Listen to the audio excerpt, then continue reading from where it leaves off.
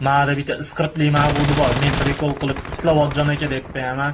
O'ziga o'xshagan ikkita oshnasi bor, haliginaqa giyenani o'zbekchasi sirtmon.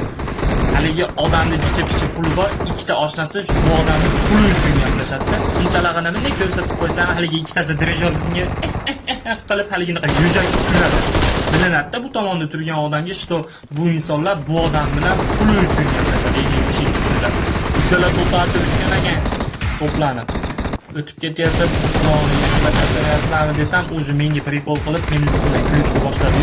Soqol tema bo'lib qoldi. Uka dedi bittasi. Nima, soqol qo'ymaysiz, oqcha ko'kcha qilib ustidan kulib prikol qilyapti.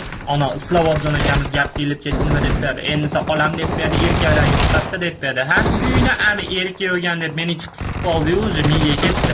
Agar dedim avvalambor menga soqol chiqqanda siz o'rtog'ingizga gunon chiqmo deb og'zini yopib qo'ydim galab.